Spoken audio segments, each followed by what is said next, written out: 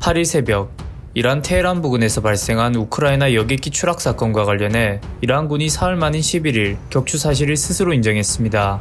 전날 밤까지만 해도 이란 민간 항공청장이 기자회견을 자청해 한 가지 확실한 사실은 여객기가 격추된 것이 아니다라고 단정했으나 하룻밤 만에 180도 태도가 바뀐 것인데요. 비록 이라크 미군 기지에 대한 이란 혁명수비대의 미사일 공격 직후 미국의 반격을 예상해 정군이 최고 경계 태세를 유지한 상황에서 발생한 의도치 않은 실수라고는 했지만 민항기를 군이 격추했다는 치명적인 책임을 피할 수 없어 보입니다. 중동에서 일어나는 각종 무력 사태와 분쟁을 이란 탓으로 돌리는 서방의 전방위 공세에도 흔들리는 기색조차 보이지 않던 이란이 여객기 추락과 같은 대형 사건에 신속히 책임을 자인한 것은 이례적인 모습인데요. 얼마 전까지 이란은 이번 여객기 추락을 놓고 서방 정부와 언론이 격추설을 제기하자 이란을 겨냥한 악의적 심리전이라고 일축하면서 기계적 결함을 사고 원인으로 사실상 확정하고 있었습니다.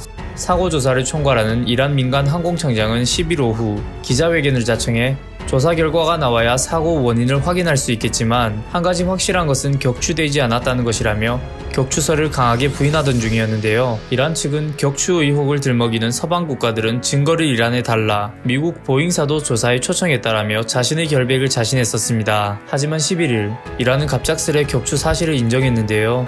이런 급작스런 이란의 태도 변화와 고개를 숙이게 된 배경엔 부인할 수 없는 결정적 증거, 즉 스모킹건이 확인됐고 이를 더는 감출 수 없다고 판단한 것으로 풀이되고 있습니다. 이란을 실시간으로 정밀 감시하는 미국의 군사정찰 위성의 자료와 추락 장면을 찍은 동영상이 외국 언론에 의해 공개되면서 음모론 수준이었던 격추설이 대세론으로 굳어지는 흐름이었는데요. 월스트리트 저널은 이와 관련해 미국이 이란 내 이익 대표부 역할을 하는 주 테헤란 스위스 대사관을 통해 격추를 증명하는 자료를 보냈다고 보도했습니다. 2018년 사우디아라비아는 터키 주재 자국 총용사관에서 자말 카슈크지가 사우디 정보팀에 살해되자 관련성을 극구 부인하다 터키와 미국에서 조금씩 기밀 정보가 흘러나오면서 일방적으로 공지에 몰린 적이 있는데요. 미사일 격추라는 사건의 실체적 진실을 파악한 이란 정부와 군부는 미국 등이 어느 정도로 확실한 자료를 확보했는지 알 수 없는 상황에서 카슈크지 사건 때처럼 서방 언론을 통해 격추를 증명하는 정보가 조금씩 흘러나와 자신을 옥죄는 상황을 우려했을 수 있습니다.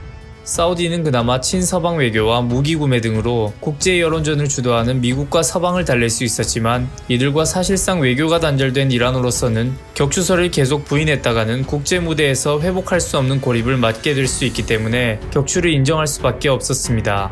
빼도 박을 수 없는 증거를 외부에서 먼저 제시해 외통수에 몰리기 전에 자인하는 게 국제 여론전에서 그나마 유리하다고 이란 지도부가 판단한 것으로 풀이되고 있습니다. 미국이 대이란 경제 제재를 강화하고 제3국의 동참을 압박하는 상황에서 이란은 우군이 하나라도 더 필요한 처지인데요. 이란이 신속히 책임을 인정한 데는 1988년 미국의 이란 민항기 격추 사건이 작용했을 가능성도 있습니다. 이란 이라크 전쟁 중이던 당시 이란 항공 소속 여객기가 테헤란에서 두바이로 향하던 중 걸프 해역 상공에서 미 군함이 쏜 미사일에 격추돼 이란 국민 290명이 사망한 사건이 있었습니다. 당시 미국은 적기로 오인했다고 해명했지만 이란은 이를 집요하게 물고 늘어졌는데요. 손해배상뿐 아니라 지금까지도 정치적으로 미국을 압박하는 재료로 사용해오고 있습니다.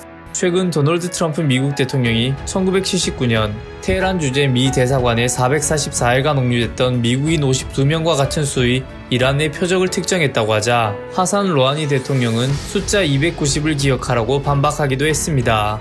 이란은 이 사건에 대해 미국은 민간인을 구분하지 않고 무분별하게 공격하는 불법적이고 비인도적인 행태를 하는 것이라고 비판하고 미국과 비교해 도덕적 법적 우월성을 과시하곤 했습니다. 하지만 이번 민항기 격추 사건으로 인해 상황은 완전히 뒤바뀌었습니다. 테헤란 시민들이 모여 반미 시위를 벌이던 상징적인 장소인 어저디 광장은 미국의 죽음이라는 등의 반미 구호가 울려 퍼졌지만 이제는 체제 정부를 비판하는 구호로 가득 찰 가능성이 커지고 있습니다. 또한 혁명수비대의 아미르 알리 하지자덱 방공사령관은 지난해 6월 호르무즈 해협 인근 상공에서 미군 무인 정찰기 글로벌 워크를 이란이 자체 개발한 대공 미사일로 격추하면서 영웅이 됐지만 176명의 목숨을 앗아간 이번 사고의 책임을 져야 할 처지가 됐습니다. 하산 로하니 이란 대통령은 트위터에 이란은 참혹한 실수에 깊은 유감을 표한다며 이번 사건은 용서할 수 없는 비극이라고 밝혔고 이어 캐나다의 트리도 총리와 우크라이나의 볼로디미르 젤렌스키 대통령과 각각 통화하고 사과했습니다. 캐나다는 2012년 이란의 시리아에 대한 지원과 이스라엘에 대한 위협을 문제 삼아 국교를 단절한 상태인데도 로하니 대통령이 트리도 총리에게 전화를 걸 정도로 그만큼 상황이 엄중했습니다.